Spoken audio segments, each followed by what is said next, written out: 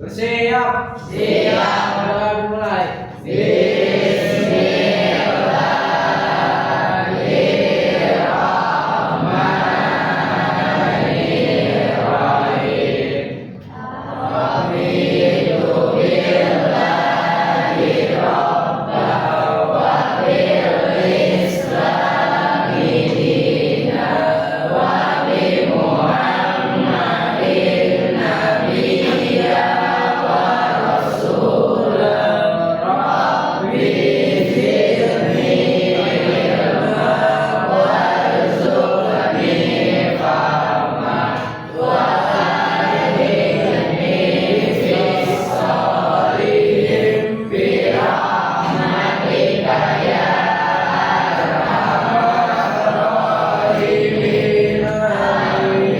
Berdiri.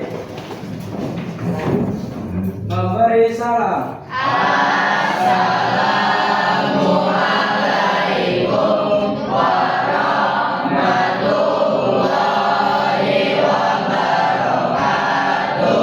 Waalaikumsalam warahmatullahi wabarakatuh. Oke, siswa 10 PM3 sebelum duduk kita sama-sama cek rapikan ya. Oke, untuk semuanya pakaiannya udah rapi ya. Oke, ada beberapa yang belum rapi, nggak apa-apa. Nanti insya Allah bulan Oktober sudah seragam semua ya. Gesper, kaos kaki dan sepatu dipakai? Sudah dipakai, berarti bagus, sudah rapi semua. Silahkan duduk. Terima kasih Pak Edi. Ya, sama-sama. Oke, anak-anak PM3, bagaimana kabarnya semuanya? Alhamdulillah baik ya. Jadi, alhamdulillah hari ini hari Jumat tanggal 12 September 2025 kita masih sama-sama diberi kesehatan setelah kamu kemarin melaksanakan kegiatan LDKS ya. Dan hari ini kamu sudah masuk kembali untuk berproses ya untuk melaksanakan pembelajaran. Nah, seperti yang Bapak sampaikan sebelumnya ya, hari ini kita akan masuk ke bab 2 ya. Kemarin bab 1 sudah selesai tentang makhluk hidup dan lingkungannya. Sekarang kita masuk ke bab 2 ya, yaitu zat dan perubahannya. Dan di bab 2 tentang zat dan perubahannya itu kita akan spesifik membahas poin yang A ya, poin yang A tentang klasifikasi materi ya, tentang klasifikasi materi. Jadi mohon nanti bisa kiranya kamu perhatikan dan kamu laksanakan ya pembelajaran hari ini. Nah, sebelum itu Bapak mau mengecek kehadiran kamu dulu ya, anak-anak ya. Saya cek dulu nih. Yang Bapak panggil siapa ya? Coba. Ahmad Rizky Fauzan. Ya, oke. Kemudian Andini Putri.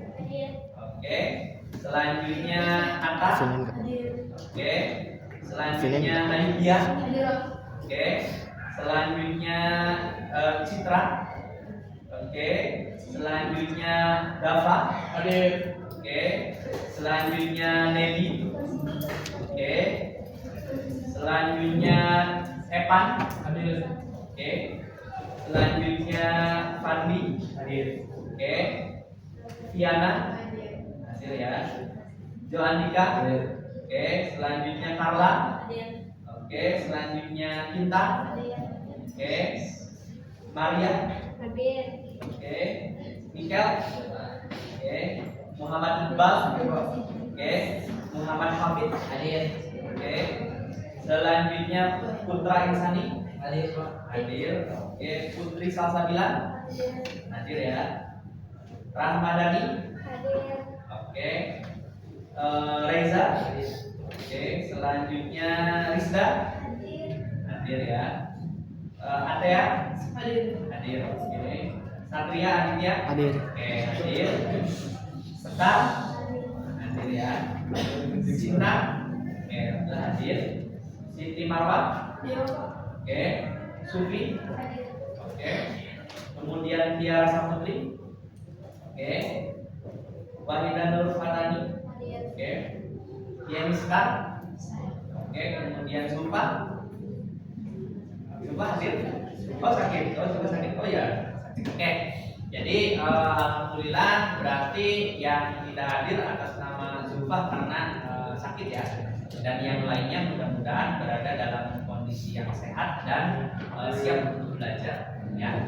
Oke, anak-anak sekalian, kita akan melanjutkan pembelajaran kita. Ya. Jadi materi kita hari ini tentang klasifikasi materi.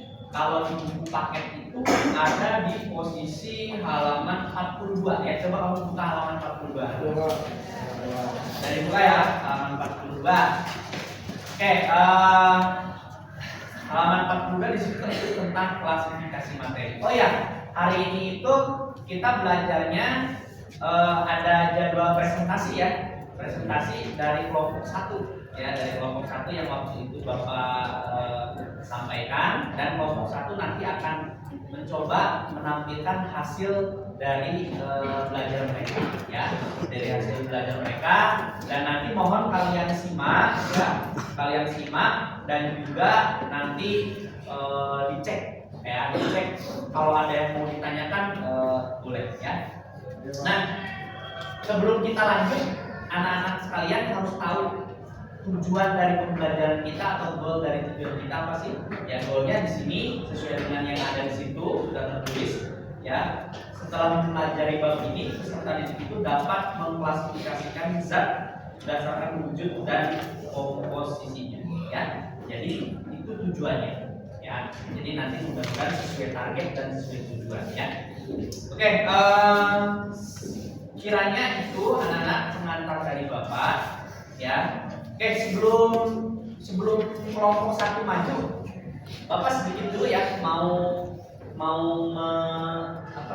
memberikan sedikit pandangan kepada kamu. Oke, misalkan ada airnya itu air panas, betul ya?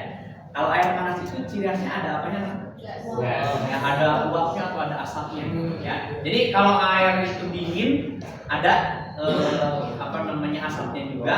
Kalau panas juga sama ada asapnya. Ya. Misalkan air panas tersebut kita taruh di dalam gelas. Ya, air panas kita taruh di dalam gelas. Di situ berarti ada 3, gelasnya, air panasnya, dan asapnya, betul? Nah, anak-anak tahu nggak ketiganya itu disebut sebagai zat. Oke, ketiganya disebut sebagai zat. Oke. Ingat zat itu ada berapa? 3. Yang pertama yang keras ya, padat. Yang kedua zat cair. Yang ketiga zat gas. Oke, yang tadi Bapak sebutkan air panas di dalam gelas. Yang berposisi sebagai zat padat apanya? Gelasnya. Yang berposisi sebagai zat cair? Air panas itu ya. Dan yang berposisi sebagai zat gas? Uapnya. Ya, itu dulu yang harus kamu bisa membayangkan, oh zat padat, zat cair, dan zat gas itu ada hal itu ya, tadi yang Bapak sebutkan. Zat padat gelas ya, zat cair itu air panasnya ya, kemudian zat gasnya itu asapnya ya. Nah, itu ketiga zat yang ada. Nah, nanti kelompok 1 akan menerangkan tuh ya, akan sharing dengan kamu ya, ciri-ciri zat padat, zat gas, dan zat cair itu seperti itu ya. Oke, tanpa menunggu lama-lama lagi ya, kalau gitu kita undang aja kelompok 1 untuk mempresentasikan hasil diskusi mereka ya. Oke, kita sambut kelompok 1 dengan tepuk tangan yang meriah. Untuk kelompok 1 yang dipimpin oleh Sinta, silakan ke depan ya. Nanti dicek ya apa yang Bapak sampaikan. Oke, boleh silakan. Oke. Filenya udah dikirim ke Bapak ya, Bapak nampilkan ya. Oke. Filenya yang ini ya. Oke, ini filenya. Oke. Nanti yang next itu salah satu di antara kamu ya. Siapa ya, kan cuma yang terakhir aja atau base gitu ya. Jadi Bapak di sini sifatnya nanti menilai kamu ya. Oke, yang lain perhatikan. Oke, Bapak beri kesempatan kepada kelompok 1 yang dipimpin oleh Sinta. Silakan itu ya. Assalamualaikum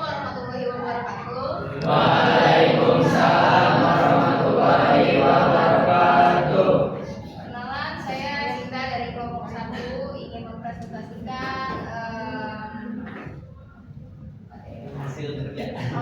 Hasil kerja. Ya, materinya tentang Klasifikasi materi. Di sini ada Wahida dan Farhani, ada Ayudia Astuti, dan ada Putri Sari sama Bandi Alvaris. ya, banyak. Lanjut di materi 1. Di sini saya akan menjelaskan klasifikasi materi, yaitu wujud zat pada benda. Di sini wujud zat pada benda dibagi menjadi 3, yaitu zat padat, cair, dan gas. Di sini saya akan menerangkan dari zat padat terlebih dahulu. Zat padat memiliki bentuk yang tetap, volume tetap, dan jarak antar partikelnya terlalu rapat. Zat padat juga memiliki gaya tarik antar partikel yang sangat kuat dan memiliki gerak partikel sangat terbatas dan hanya bisa bergetar di tempat. Contoh benda yang pada zat padat ini, contohnya yaitu batu, emas, dan besi. Zat cair memiliki bentuk yang berubah dan memiliki volume yang tetap. Jarak antar partikelnya itu sangat rendah, sangat renggang. Gaya tarik antar partikelnya itu lemah. Gerak partikelnya itu sangat bebas, tapi tidak dapat meninggalkan bungkus molekuler. Contohnya yaitu minyak, air, dan bensin. Yang ketiga ada zat gas, bentuknya berubah, volumenya berubah, jarak antar partikelnya sangat renggang, gaya tarik antar partikelnya itu sangat lemah, dan memiliki gerak partikel sangat bebas meninggalkan kelompoknya. Contohnya yaitu asap, uap, dan oksigen.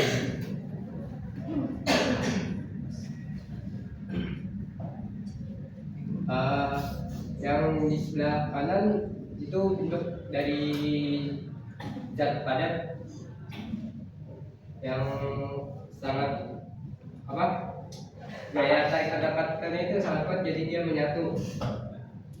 Dan zat cair memiliki jarak partikel yang sangat renggang sehingga tidak bisa menyatu seperti zat padat.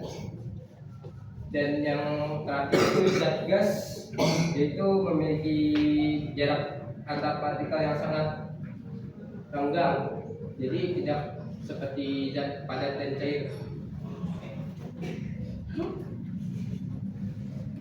Berdasarkan komposisi materi, yaitu materi dibagi menjadi 2, zat ulang, tunggal, dan campuran.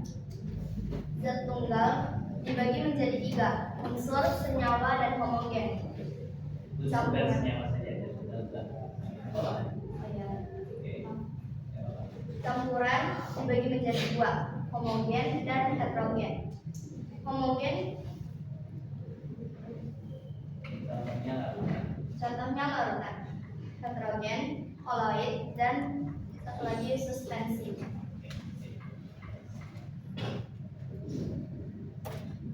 Berdasarkan komposisi,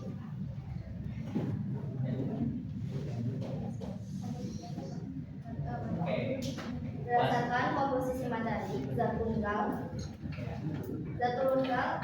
zat yang tersusun dari suatu materi yang tidak dapat diuraikan lagi menjadi zat yang lebih kecil dan sederhana. Zat tunggal dibedakan menjadi unsur dan senyawa.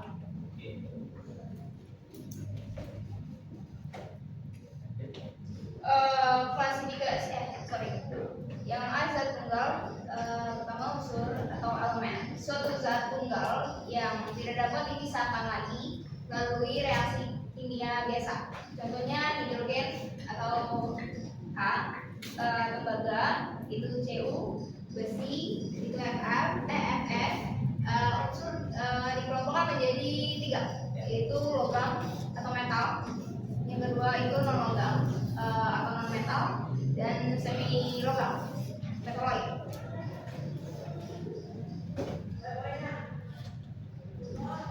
Yang kedua ada zat tunggal atau senyawa, gabungan dari beberapa unsur yang berbeda jenis dan saling berdekatan melalui reaksi kimia. Dalam perbandingan massa tetap dan tertentu. H2O atau air terdiri atas 2 atom hidrogen dan 1 oksigen. Selanjutnya ada campuran. Campuran yaitu gabungan 2 zat atau lebih yang masing-masing zat penyusunnya masih memiliki sifat aslinya.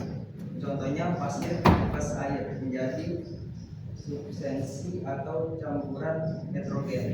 Yang kedua ada gula plus air menjadi larutan atau campuran homogen. Perbedaan substansi dan larutan. Campuran dibedakan menjadi 3, yaitu larutan. Contoh larutan gula, larutan garam. Yang kedua ada koloid, contohnya susu. Yang ketiga ada substansi. Suspensi. Contohnya campuran biota dalam air dan air sungai kering. Yang B campuran, macam-macam koloid itu terdiri dari fase Terdispersi. dan medium Dispersi. Contohnya itu ada padat, cair, dan gas. Padat ketemu padat. Padat ketemu padat itu jadi solvent, kaca berwarna, batu rudi, perunggu, kuningan. Terus cair ketemu cair itu jadi tinta, tanah liat, kayu kanji, dan cat. Untuk gas itu jadi gas itu jadi buih padat, like sponge busa, roti bodo, batu apung, styrofoam. Dan ada juga aerosol padat, itu asap debu.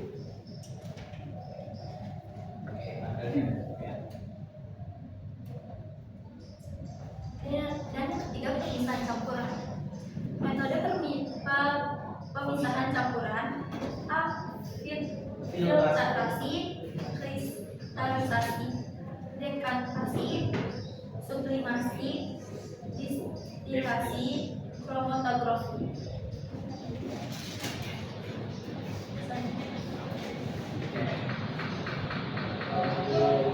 Yang ketiga ada pemisahan campuran. Di sini ada proses filtrasi, yaitu campuran cairan dan padatan lewat corong, terus lewat kertas salin, dan ada pembuatan. Yang kedua itu ada proses kristalisasi garam dari air laut. Yang ketiga itu ada proses dekantasi, yaitu campuran larutan dari sedimen, terus bahan pengandung dan sedimen.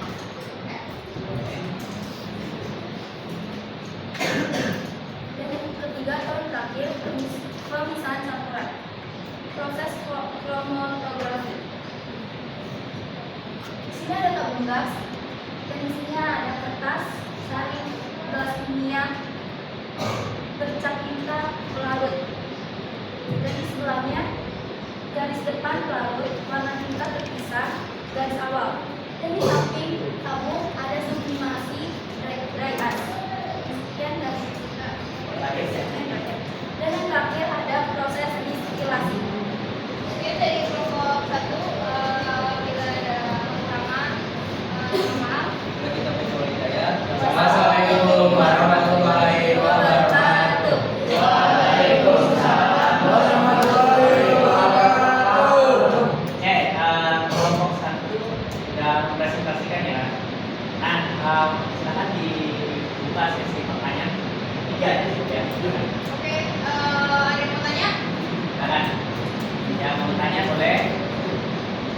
Beri penguatan sedikit. Pokoknya anak-anak, kalau kita bicara masalah unsur atau elemen, unsur itu dibagi tadi yang disebutkan oleh Sinta, dibagi menjadi 3. Ada unsur logam. Unsur logam itu kayak besi, emas, dan lain-lain. Yang mana ciri-cirinya kalau unsur logam itu bisa menghantarkan panas dan listrik dengan baik. Betul ya? Bisa menghantarkan panas dan listrik. Kayak semacam kabel. Coba kabel itu terbuat dari apa? Tembaga. Tepuk tangan dong. Waduh. Kenapa kabel terbuat dari tembaga? Salah satu alasannya adalah anak. tembaga itu paling stabil, kemudian tembaga itu tahan karat.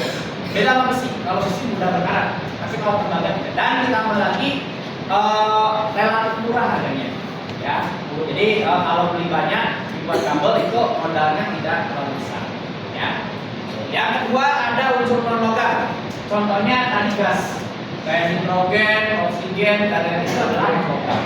Kalau yang terakhir semi logam, ya, gimana? Titanium. Oh ya, nanti kita cek dulu titanium itu maksudnya apa. Oke. Jadi yang terakhir itu ada semi logam. Itu semi logam itu biasanya digunakan untuk alat-alat elektronik. Ya, alat-alat elektronik komponennya tuh dibuat dari semi logam. Jadi semi logam itu dibilang logam bukan, dibilang non logam juga bukan, di tengah-tengah. Gitu ya. Nah, termasuk juga silikon itu termasuk semi logam. Ya. Oke, dipersilakan pertanyaan kedua. Wah, ini dia, Pak. Ya. Silakan. Apa? Sebutkan ciri-ciri unsur non-logam. Sebutkan ciri-ciri logam sama logam. Oke, sebutkan ciri-ciri unsur non-logam. Oh iya. Ya, boleh. Ya, semuanya perhatikan nih. Jo Andika bertanya ciri-ciri unsur non-logam. Silakan disampaikan. Oke, unsur non-logam di sini ada pada umumnya itu bersifat rapuh atau mudah patah. Terus yang kedua itu kayak tadi tidak dapat mengantarkan panas dengan baik, kecuali grafit atau karbon. Terus gelap meskipun isi kosong. Ingat. Ditanyakan bagaimana? Boleh.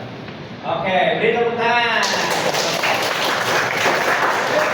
Jadi apa yang ditanyakan oleh Adrian tadi diperkuat dengan pertanyaan Jo Andika sehingga kalian tahu karakteristik ya dari non-logam terutama tadi yang ditanyakan ya.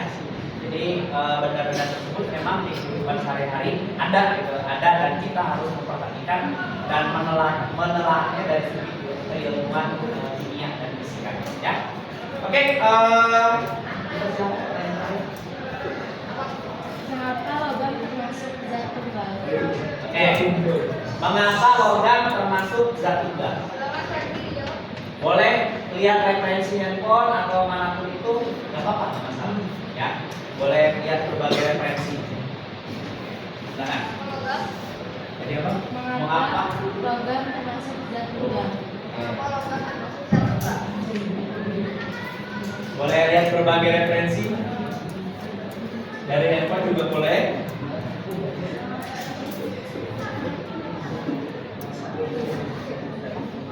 Jawabannya yaitu pada unsur yang mempunyai sifat mengkilap keras, memiliki kepadatan tinggi dan dapat ditempa serta tidak dilonggarkan, memiliki titik tinggi serta menghantar panas dan listrik yang baik. Gimana jawabannya? Oke, berikan tepuk tangan. Oke, ya. Tadi pertanyaannya apa? Mengapa logam termasuk Zat tunggal. ya zat tunggal itu terdiri dari apa sih tadi? Ada unsur dan senyawa. Ya, jadi logam itu tadi termasuk dari unsur. Ingat kalau unsur itu dia yang single atau yang sendiri. Kayak besi itu kan ada yang tahu lambang dari besi apa? Bahasanya adalah ferrum, disingkat jadi Fe. Ya, besi itu disingkat jadi Fe. Nah, besi adalah salah satu unsur. Ya, yang mana dia single atau sendiri. Lain halnya nanti kalau besi bercampur dengan unsur lain, maka dia akan menjadi senyawa. Ingat kalau unsur dia single sendiri, kalau senyawa gabungan dari beberapa unsur. Ya, dengan komposisi tertentu ya. Jadi itu yang sekiranya wajib kamu ketahui dan kamu pahami ya. Oke, baik, mungkin kelompok 1 boleh menutup presentasi ya, dibacakan kesimpulannya dan oke, silakan. Jadi kesimpulan dari presentasi ini tadi, yang pertama, materi merupakan sesuatu yang memiliki massa dan menempati ruang. Yang kedua, berdasarkan komposisinya, materi dibedakan menjadi dua, yaitu zat tunggal dan campuran. Yang ketiga, berdasarkan wujudnya, materi dibedakan menjadi tiga, yaitu padat, cair, dan gas. Oke, sekian dari kelompok kami. Assalamualaikum warahmatullahi wabarakatuh. Waalaikumsalam warahmatullahi wabarakatuh. Oke, baik ya anak-anak sekalian. Kenapa ini? Oh iya, sakit? Masih lama? Oke. Nanti ini ya, diantisipasikan biar sembuh lagi ya. Oke, anak-anak sekalian, hari ini kita belajar mengenai klasifikasi materi ya. Coba Bapak mau kamu merefleksikan apa yang sudah kita pelajari hari ini ya. Coba di sini ada yang punya pendapat nggak? Apa pentingnya kita mempelajari klasifikasi materi ya yang selaras dengan kehidupan sehari-hari? Coba ada yang mau mengungkapkan pendapatnya? Oke, silakan. Siapa? Ini bisa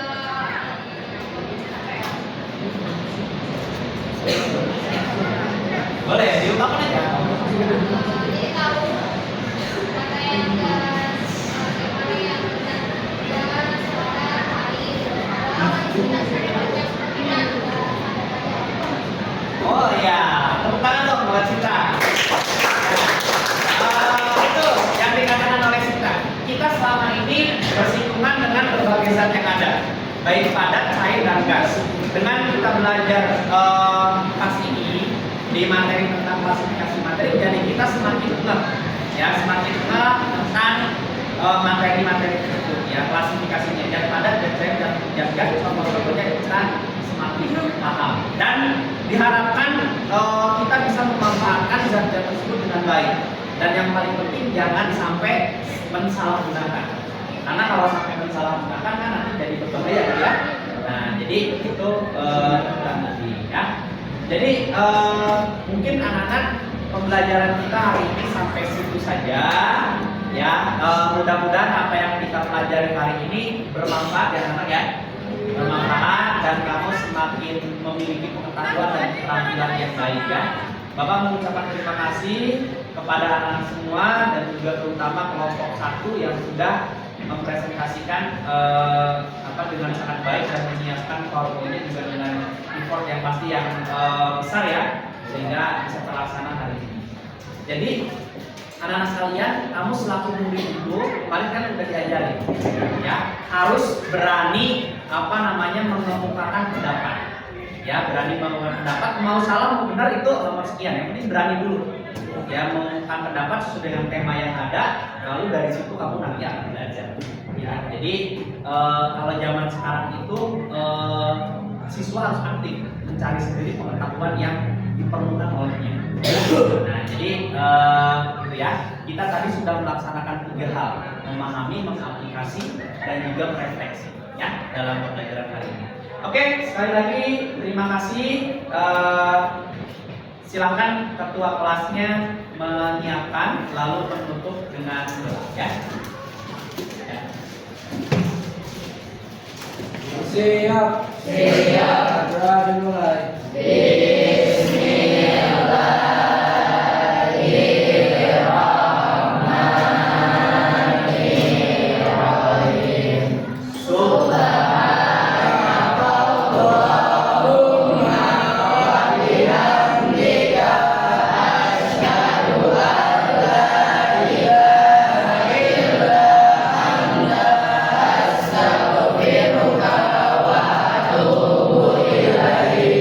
Kembali salam.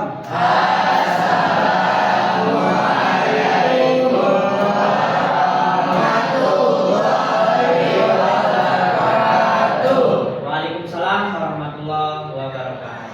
Terima kasih PM3, sampai bertemu di pertemuan selanjutnya. Terima